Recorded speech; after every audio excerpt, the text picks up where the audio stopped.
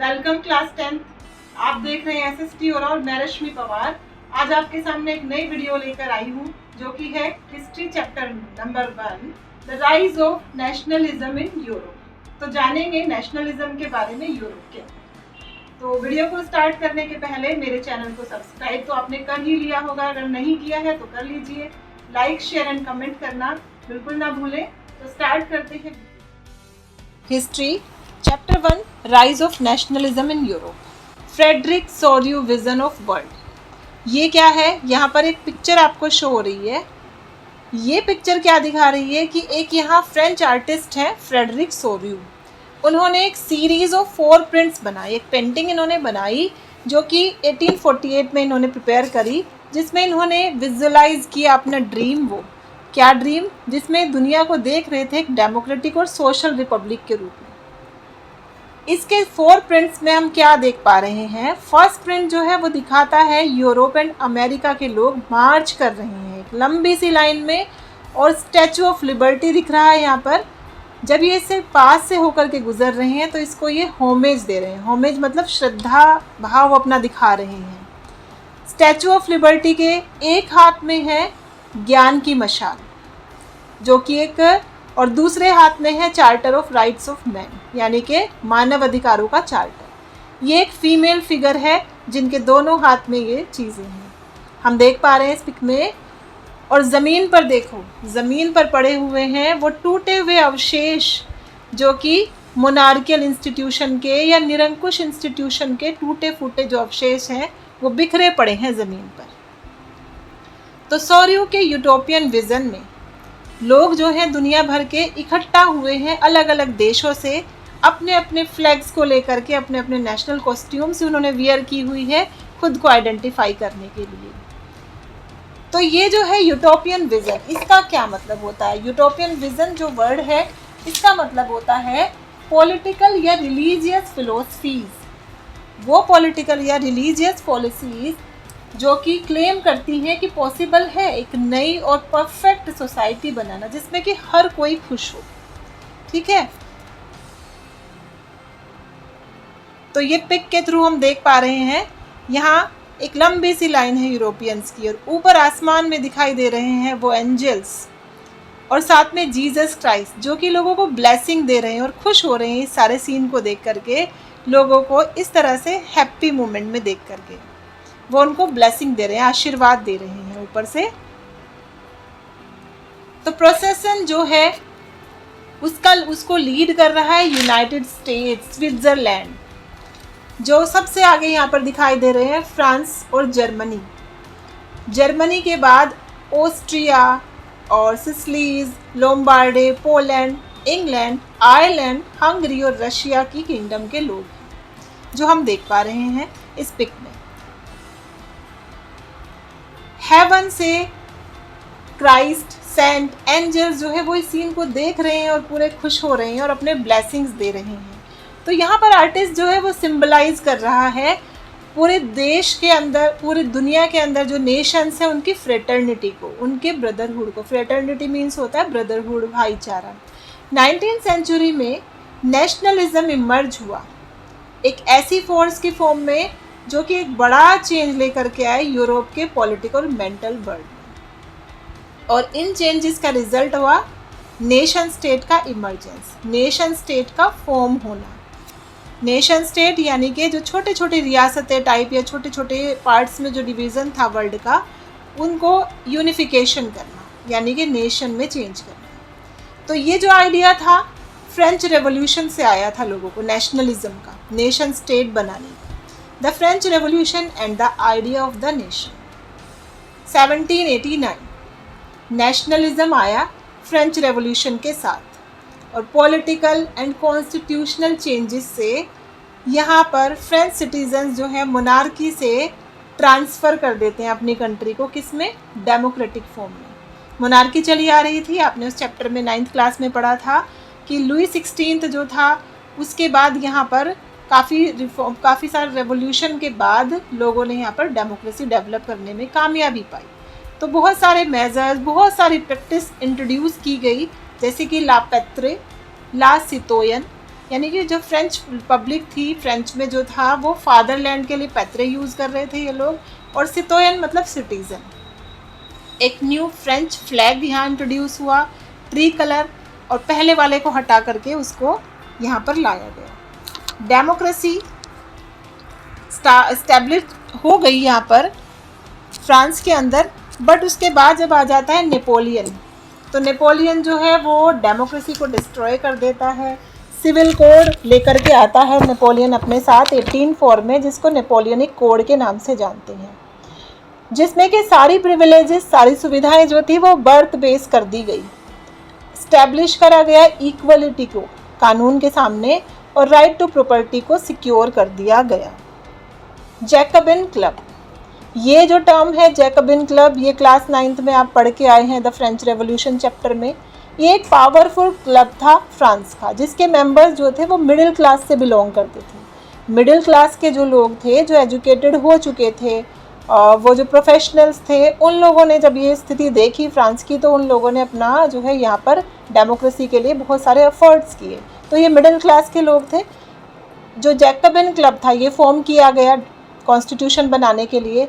ये club, Jacobin club, real factor था French revolution का, और इनको जाना जाता था सैंस क्लूटोज, क्योंकि ये जो थे नी ब्रिचेस नहीं पहनते थे। नेपोलियन कोड्स, अब नेपोलियन कोड्स क्या थे, नेपोलियन अपने कौन से मेजर्स लेकर आया था। Privileges based on birth for एबोलिश्ड, जो बर्थ बेस्ड प्रिविलेजेस थे वो हटा दिए गए। एडमिनिस्ट्रेशन सिंप्लीफाई कर दिया गया। गिल्ड रेस्ट्रिक्शन हटा दी गई, मतलब जो गिल्ड, जो ऑर्गेनाइजेशन होते थे, उनकी रेस्ट्रिक्शन, रोक टोक, उनको हटा दिया गया। इंफ्रास्ट्रक्चर को इम्प्रूव किया गया, इंडस्ट्रीज़ डेवलप की गई, रोड्स वगैरह सब अच्छी कर दी गई। फ्रीडम ऑफ ट्रेड, ये नेपोलियन ने प्रोवाइड कराया, ट्रेड की फ्रीडम यानी व्यापार करने की आज़ादी। इनिशियल एंथुसिज्म सून टर्न इनटू हॉस्टिलिटी, जो दिखाई दे रहा था यहाँ पर एक उत्साह, वो जल्दी ही एक हॉस्टिलिटी में चेंज हो गया। क्यों? क्योंकि नेपोलियन ने कुछ ऐसे मेजर्स किए जो कि पब्लिक को बिल्कुल भी अच्छे नहीं लगे थे। टैक्स इन्फॉर्म कर दिए गए, टैक्स जो है वो बढ़ा दिए गए। कंपलसरी कर दिया गया आर्मी में एनरोल कराना पब्लिक के लिए। न्यू एडमिनिस्ट्रेटिव अरेंजमेंट्स कर दिए गए जिससे लोग परिचित ही नहीं थे, जिनके बारे में लोग समझ ही नहीं पा रहे थे। सेंसरशिप इम्पोज कर दी गई मीडिया के ऊपर। तो इन सारी बातों से जो है पब्लिक परेशान हो गई नेपोलियन से। What is nationalism? अब ये सारे सीन क्रिएट होने के बाद लोगों ने जो है, पब्लिक ने चाहा कि नेशनल जो है नेशन स्टेट डेवलप कर लिए जाएं। नेशन स्टेट का जो आइडिया उनके दिमाग में आया वो आया उनकी फीलिंग ऑफ नेशनलिज्म की वजह से। नेशनलिज्म क्या है?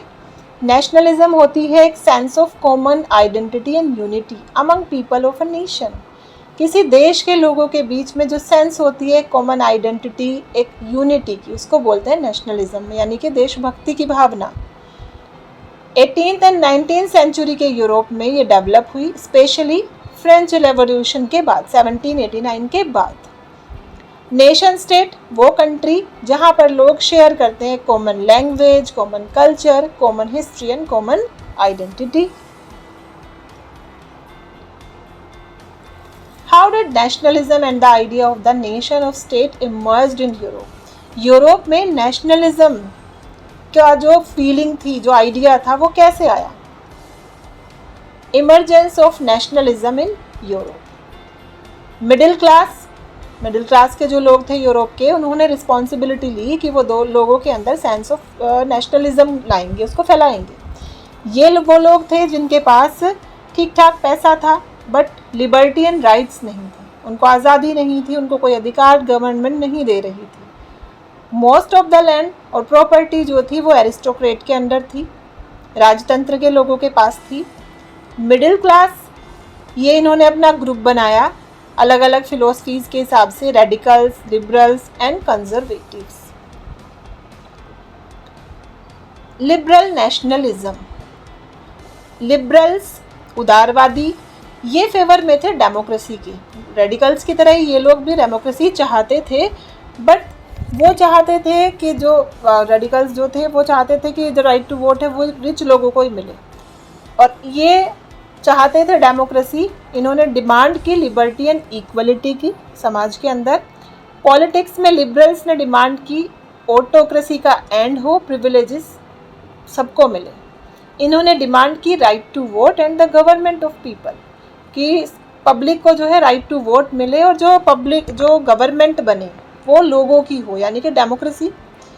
इकोनॉमी में इन्होंने डिमांड किया फ्रीडम ऑफ ट्रेड एंड जो अलग अलग रेस्ट्रिक्शन लगाई गई थी रीजनल वाइज वो हटा दी जाए, ये डिमांड इन्होंने रखी।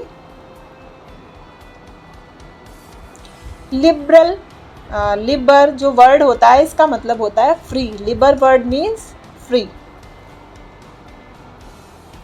Congress of Vienna, Congress of Vienna एक कॉन्फ्रेंस था एम्बेसडर्स का, यूरोपियन स्टेट के राजदूतों का, जिसका चेयरपर्सन था ऑस्ट्रियन चांसलर ड्यूक मेटरनिच। ये सितंबर 1814 से जून 9 1815 तक चली। इसका ऑब्जेक्टिव था कि ये पॉलिटिकल मैप को रीड्रॉ किया जाए यूरोप के। जो डिस्प्यूट्स उठे हुए थे फ्रेंच रेवोल्यूशनरी वॉर्स के बाद, नेपोलियनिक वॉर्स के बाद, उन सारे डिस्प्यूट्स को ख़त्म कर दिया जाए, उनको सेटल डाउन कर दिया जाए।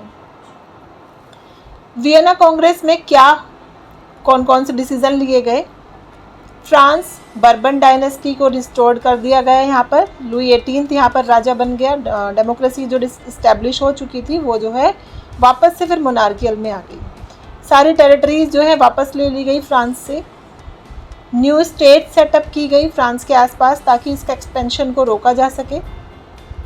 जर्मन कन्फेडरेशन जो 39 स्टेट्स की हुआ करती थी उसको कोई छुआ नहीं गया। बाकी के जो एरियाज थे वो डिस्ट्रीब्यूट कर दिए गए रशिया, प्रूशिया, ऑस्ट्रिया के बीच में। मेन इंटेंशन क्या था वियना कांग्रेस का? मोनार्की को वापस लाना, जो कि ओवरथ्रो करने के बाद, नेपोलियन को हटाने के बाद ये मोनार्की लाए और एक न्यू कंजर्वेटिव ऑर्डर यूरोप में स्टैब्लिश कर दिया। द एज ऑफ रेवोल्यूशन, अब मोनार्की फिर से आ जाती है तो रेवोल्यूशन भी आ जाते हैं। तो स्टार्ट होती है the age of revolution. Upheaval in France, Belgium revolution, uprising in Greece, ये अलग अलग रेवोल्यूशंस के नेम हैं। अपहेवल इन फ्रांस, ये फ्रांस में जुलाई 1830 में हुआ। लुई 18 जो है वो बन गया था राजा, लेकिन फ्रेंच पब्लिक को वो सेटिस्फाई नहीं कर रहा था, खुश नहीं थे लोग, तो उन्होंने मोनार्क को चेंज करने की डिमांड रखी पब्लिक ने। फाइनली इसको हटाया गया और लुई फिलिप को बनाया गया कॉन्स्टिट्यूशनल मोनार्क। ये फ्रांस की हुई बात। बेल्जियम रेवोल्यूशन, इसमें क्या हुआ कि ये वियना कांग्रेस जो हुई थी उसका रिजल्ट में बेल्जियम को बना दिया गया, यूनाइट कर दिया गया हॉलैंड के साथ। बेल्जियम को यूनाइटेड कर दिया गया हॉलैंड के साथ, यूनाइटेड किंगडम ऑफ नीदरलैंड्स के अंडर। बट बेल्जियम को लोअर पोजीशन में रखा गया, जैसे इसके ऊपर डच लैंग्वेज इम्पोज कर दी गई, कुछ और रूल्स जो रखे गए वो भी हॉलैंड के फेवर में ही बनाए गए। फाइनली अगस्त 1830 में बेल्जियम में एक रिवोल्ट हुआ और इसको जो है नीदरलैंड से अलग कर लिया गया। Uprising in Greece, Greece Ottoman Empire का पार्ट हुआ करता था। 1821 में यहाँ पर भी रेवोल्यूशन की लहर चली एम्पायर को सेपरेट करने के लिए। इस जो एम्पायर को अलग करने के लिए एक मुहिम चलाई गई 1821 में। कॉमन पीपल इसमें थे, साथ साथ जो पोएट्स, राइटर यानी आर्टिस्टिक जो फेवर के लोग थे वो भी पार्टिसिपेट कर रहे थे इंडिपेंडेंस की इस लड़ाई में, इस आज़ादी की लड़ाई में। 1832 में लंबे स्ट्रगल ऑफ इंडिपेंडेंस के बाद ग्रीस आज़ाद हो जाता है। एक ट्रीटी कर ली जाती है under the treaty of Constantinople. Hunger, hardships and revolts, अब पब्लिक जब बहुत ज़्यादा परेशान हो जाती है मोनार्कियल फॉर्म से, सिचुएशन कुछ ऐसी क्रिएट हो जाती है कि यहाँ पर स्ट्रगल टू सर्वाइव वाली सिचुएशन आ जाती है, मतलब कि जीने के लिए भी लड़ाइयाँ लड़नी पड़ती हैं लोगों को, यानी कि हंगर, हार्डशिप्स एंड रिवोल्ट्स। लोग परेशान हुए, उन्होंने विद्रोह किया, रिवोल्ट्स किए। इसमें फर्स्ट था पेरिस रिवोल्ट। 1848 में लोग सड़कों पे आ जाते हैं जॉब्स और फूड की डिमांड में। गुस्से में थे लोग, बहुत ज़्यादा गुस्से में थे, तो लुई फिलिप जो था वो देश छोड़ करके भाग गया। फाइनली नेशनल असेंबली आगे आती है और वो लोगों से प्रॉमिस करती है कि right to work and right to vote, यानी कि जो दो अधिकार हैं, काम के अधिकार और वोट के अधिकार, इनको दिए जाएंगे। Revolt in Silesia of viewers, Silesia Prussia में एक जगह का नाम है, वहाँ पर रिवोल्ट हुआ वीवर्स का। तो वीवर्स जो थे वो डिमांड कर रहे थे कि उनकी वेजेस को बढ़ाया जाए, बट कॉन्ट्रैक्टर जो थे वो एग्री नहीं थे। तो 4 जून 1945 को दोपहर 2 बजे सारे वीवर्स जो हैं वो मार्च करते हैं, मतलब इकट्ठा होकर के ग्रुप बना के वो चल देते हैं कॉन्ट्रैक्टर की हवेली की तरफ। कॉन्ट्रैक्टर उनको रोकने के लिए उनको बहुत ज़्यादा स्कोल्ड करता है, उन्हें थ्रेट देता है, धमकाता है, धमकी देता है, लेकिन वो नहीं हिलते अपनी जगह से। फाइनली वो आर्मी बुलाता है और उन पर गोलियां चलवा देता है, और जिसमें कि 11 वीवर्स मारे जाते हैं। Unification of Germany, Frankfurt parliament, liberals जो है 1848 में इकट्ठा हो जाते हैं सेंट पॉल चर्च में। वो मार्च करते हैं किंग विलियम फोर्थ के पैलेस की तरफ, उसके महल की तरफ बढ़ते हैं, बट वो जो राजा था उसने इनके प्रपोजल को रिजेक्ट कर दिया, जर्मनी के यूनिफिकेशन के प्रपोजल को। रोल ऑफ बिस्मार्क, बिस्मार्क एक ऐसा पर्सन जो कि यहाँ बहुत ज़्यादा स्ट्रगल कर रहा था जर्मनी को यूनिफिकेशन के लिए, जर्मनी को यूनिफाई करना चाह रहा था, तो बहुत ज़्यादा एफर्ट वो कर रहा था। उसने आर्मी और ब्यूरोक्रेसी का हेल्प लिया यूनिफाई करने के लिए जर्मनी को, और इसने ब्लड एंड आयरन की नीति अपनाई। 3 लड़ाइयाँ इसने लड़ी इस यूनिफिकेशन को कंप्लीट करने के लिए। इसको 3 युद्ध करने पड़े। कौन कौन से युद्ध? The 3 Wars, Austria and Prussia versus Denmark 1864 में, Austria versus Prussia 1866, Prussia versus France 1870।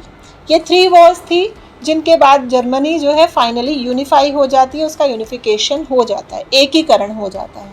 Finally Prussia सारी वॉर्स जीत जाती है और जर्मनी जो है उसका यूनिफिकेशन कंप्लीट हो जाता है, पूरी तरह से उसको यूनिफाई कर लिया जाता है। 18 जनवरी 1871 केसर विलियम फर्स्ट जो किंग था उसको बनाया गया जर्मनी का एम्परर, राजा बना दिया गया यहाँ का। यूनिफिकेशन ऑफ इटली, जर्मनी के बाद यूनिफिकेशन ऑफ इटली। तो इटली को यूनिफाई करने से पहले यहाँ का बैकग्राउंड क्या था, बैकग्राउंड में देख लेते हैं। तो इटली जो था यूनिफिकेशन के पहले 7 स्टेट में बटा हुआ था, जिसमें कि केवल एक सर्दिनिया पाइडमोंट जो था वो केवल एक ऐसा था जिस पर कि ओरिजिनल इटालियन किंग का रूल हो रहा था। नॉर्दर्न पार्ट में ऑस्ट्रिया का कंट्रोल था, सेंटर में ये कंट्रोल करी जा रही थी पोप के द्वारा, एंड साउथ में इटली पर रूल हो रहा था स्पेन का। प्रोसीजर ऑफ यूनिफिकेशन, तो इटली के यूनिफिकेशन का प्रोसीजर। रोल ऑफ गुसेप मैज़नी, ये कौन थे? गुसेप मैज़नी एक पर्सन का नेम है, ये एक रिवोल्यूशनरी थे और एक लीडर थे रिपब्लिक पार्टी, इनकी पार्टी का नेम था रिपब्लिक पार्टी। इन्होंने कुछ सीक्रेट सोसाइटीज़ बनाई थी, जैसे यंग इटली, यंग यूरोप, जिनमें कि सीक्रेटली काम कर रहे थे for the unification of Italy, Italy को यूनाइटेड करने के लिए। तो इन्होंने कोशिश की रेवोल्यूशन की, लेकिन इनको अरेस्ट कर लिया गया और फिर एग्जाइल कर दिया गया, जेल में डाल दिया गया। नेक्स्ट आता है रोल ऑफ गुसेप गैरिबाल्डी, ये थे सीक्रेट सोसाइटी जो मैज़नी ने बनाई थी उसके मेंबर। इन्होंने एक ग्रुप अपना फॉर्म किया, अपना ग्रुप बनाया जिसको बोला गया था रेड शर्ट्स। तो ये ऑर्गेनाइजेशन जो थी उसमें इन्होंने अपने साथ कॉमन पीपल को जोड़ा, आम आदमी जो आमजन होते हैं उनको अपने साथ उसने जोड़ा। 1860 में ये 2 सिसिलीज़ की जो किंगडम थी उसकी तरफ मार्च करते हैं और इसको जो है फ्री कराते हैं। किससे? From the rule of Spanish rules, Spanish जो रूल चल रहा था यहाँ पर उससे फ्री कराते हैं इसको। Role of Cavour, next person आ जाते हैं, नेक्स्ट रेवोल्यूशनरी आ जाते हैं कैवूर। कैवूर थे पाइडमोंट के चीफ मिनिस्टर, सीएम ऑफ पाइडमोंट। ये चाहते थे इटली को फ्री कराना ऑस्ट्रियन कंट्रोल से। तो इनको जाना जाता है रियल मेकर ऑफ इटली के नाम से। तो real maker of Italy, the real maker of Italy is called Cavour, क्योंकि इन्होंने क्या किया था कि डिप्लोमेटिक स्टेप्स लिए थे इटली के यूनिफिकेशन के लिए, इन्होंने कूटनीति अपनाई। नेक्स्ट इस सीरीज में आता है विक्टर एम्यूनल सेकेंड। इन्हें प्रोक्लेम किया गया यूनिफाइड इटली के एम्परर के रूप में, मतलब इन्हें यूनिफाइड इटली का एम्परर बनाया गया। वेनेटा एंड रोम बाद में इसमें ऐड हुए थे, ये बाद में ऐड हुए हैं। नाउ यूनिफिकेशन ऑफ ब्रिटेन, इसको देख लेते हैं। ब्रिटेन का यूनिफिकेशन में क्या हो रहा था। First act of union 1707, Britain unification की तरफ था। तो तब उस समय ग्रुप थे 3 आइजल्स, यहाँ के 3 आइलैंड, यानी कि एक ग्रुप ऑफ आइलैंड था जो थे इंग्लैंड, स्कॉटलैंड एंड आयरलैंड। ये 3 आइलैंड्स का एक ग्रुप था यूनिफिकेशन के पहले। ब्रिटेन, इंग्लैंड रिच हो चुका था क्योंकि इंडस्ट्रियल रेवोल्यूशन आ चुका था। इंडस्ट्रियल रेवोल्यूशन में मशीनों से चीज़ें बनने लगी थी तो वो सस्ती होती थी और वो ज़्यादा बिक्री होने लगी थी, तो इंडस्ट्रियल रेवोल्यूशन इंग्लैंड में आने से ये हो गया था अमीर। इंग्लैंड ने प्रेशराइज किया स्कॉटलैंड को कि वो यूके के ग्रुप में यूनिफाइड हो जाए। फाइनली स्कॉटलैंड को यूनिफाई कर लिया गया, जोड़ लिया गया इंग्लैंड के साथ। कब? 1707 में, और ये बन जाता है United kingdom of great Britain. Next number 2, act of union 1801। 1801 में क्या हो रहा था देखते हैं। थर्ड आइलैंड जो था आयरलैंड, जिसको चाहता था ब्रिटेन ऐड करना अपने साथ यूके में। तो यहाँ पर 2 ग्रुप्स रहते थे, प्रोटेस्टेंट्स एंड कैथोलिक्स। ये कौन होते हैं? क्रिश्चियंस के कुछ संप्रदाय होते हैं। कैथोलिक्स जो थे वो नहीं चाहते थे यूके के साथ ज्वाइन होना, लेकिन प्रोटेस्टेंट चाह रहे थे कि वो यूके के साथ ज्वाइन हो। तो एक काफ़ी ज़्यादा स्ट्रगल हुआ यहाँ पर इन ग्रुप्स के बीच में इस चीज़ को लेकर के। फाइनली आयरलैंड जो है उसको ऐड कर लिया जाता है यूके में। कब? 1801। Visualising the nation, nation state बनने के पहले रूलर जो थे वो अपने आप को एक पोर्ट्रेट या स्टैचू के थ्रू रिप्रेजेंट किया करते थे। आर्टिस्ट जो लोग हुआ करते थे 18th एंड 19th सेंचुरी के, वो पर्सनिफाई कर रहे थे एक तरह से नेशन को, एक पर्सन के फॉर्म में या स्टैचू के फॉर्म में वो दिखाया करते थे, तो विजुअलाइज किया करते थे। नेशंस जो थे फिर पोर्ट्रेट किए गए फीमेल फिगर के फॉर्म में। तो फीमेल फिगर जो थी वो पर्सनिफाई करती थी नेशन को, जिसमें कि कोई पर्टिकुलर विमेन रियल लाइफ की नहीं होती थी, एक मतलब उसको बनाया जाता था, एक फिगर बनाया जाता था। तो ये एब्स्ट्रैक्ट आइडिया दे ताकि आइडिया जो है आइडिया ऑफ नेशन, और एक कंसंट्रेट फॉर्म थी ये नेशन की। तो ये फीमेल फिगर जो है एलिग्री ऑफ नेशन बन जाता है। ये एलिग्री क्या है? एलिग्री का मतलब है जब कोई एब्स्ट्रैक्ट आइडिया लेकर के चले, जैसे कि कोई आइडिया ग्रीड का, लालच का, कुछ ईर्ष्या का, कोई फ्रीडम का या लिबर्टी का, जब उसको किसी पर्सन, किसी व्यक्ति या किसी चीज़ की फॉर्म में उसको एक्सप्रेस किया जाता है तो इसको बोलते हैं एलिग्री फॉर्म। तो एलिगोरिकल स्टोरी जो है उसके 2 मीनिंग होते हैं, एक होता है लिटरली जो होता है लिटरल, और दूसरा सिंबलिक फॉर्म में होता है। इम्पीरियलिज्म यानी कि साम्राज्यवाद। इम्पीरियलिज्म ये एक्सट्रीम लेवल ऑफ नेशनलिज्म है, जिसमें कि रूलर्स चाहते हैं अपनी कंट्री के बॉर्डर्स को एक्सटेंड करना, दूसरी देशों को जीतना, जो कि हर एक किंग जो है वो करता आया है पुराने टाइम में, कि अपनी बाउंड्रीज़ को वो और ज़्यादा बढ़ाना चाहता है। तो वो विश करता है कि उसकी कंट्री जो है वो ग्रेटेस्ट हो, सबसे महान हो। तो ये मेंटेलिटी जो है ये डेंजरस भी हो सकती है कॉमन पीपल के लिए, क्योंकि वो अलग अलग देशों के जो विचारधारा के लोग हैं वो उनके लिए डेंजरस होती है। बाल्कन स्टेट्स, बाल्कन स्टेट्स क्या थी? बाल्कन्स जो थे ये ओटोमन एम्पायर का पार्ट थे। तो यहाँ पर भी स्ट्रगल हुई, स्ट्रगल ऑफ इंडिपेंडेंस, आज़ादी की लड़ाइयाँ यहाँ पर भी हुई। तो जो स्टेट्स जो थी जो टूटनी स्टार्ट हो गई थी, दूसरी पावर जो यूरोप की थी वो कोशिश कर रही थी कि उनको बाल्कन स्टेट्स को अपने एरिया में वो ऐड कर लें। तो इससे ही वर्ल्ड वॉर 1 हुआ था, यही कारण बना था वर्ल्ड वॉर 1 का। विश्व युद्ध जो प्रथम विश्व युद्ध हुआ था, जो मेनली इम्पीरियलिज्म के चलते हुआ था, जब हर एक जो नेशन था वो चाह रहा था अपनी सीमाओं को बढ़ाना। हर एक किंग जो है वो अपने दूसरे देशों में अपने कंट्री को, अपने दूसरे देशों को अपनी कंट्री में मिलाना चाह रहा था। इसको इंपीरियलिज्म के नाम से जानते हैं। तो यहाँ चैप्टर के एंड में इम्पोर्टेंट कीवर्ड्स दिए हुए हैं मैंने, नेशन स्टेट्स, तो आप इनको पढ़ के समझ सकते हैं और अच्छे से। लिबरलिज्म, रोमांटिसिज्म जो है जिसमें कि इमोशंस के थ्रू, कल्चर के थ्रू आर्टिस्ट जो थे वो एम्फसाइज करते थे इस नेशनल मूवमेंट। यूनिफिकेशन हो गया, यानी कि स्टेट्स जो हैं वो एक साथ उनको गवर्नमेंट के अंडर लाना। इम्पीरियलिज्म ये समझा चुकी हूँ मैं आपको। ये आपकी जो वीडियो है ये नोट्स की फॉर्म में मैंने डाली है ताकि आपको बहुत ज़्यादा हेल्प मिल सके। तो आप जो ये नोट्स मैंने इसमें दिए हैं, नोट्स का स्क्रीनशॉट लेकर भी आप पढ़ सकते हैं आराम से, ताकि आपको काफ़ी हेल्पफुल रहे। तो वीडियो यहीं एंड होती है। Thanks for watching. सीखो, समझो और आगे बढ़ो।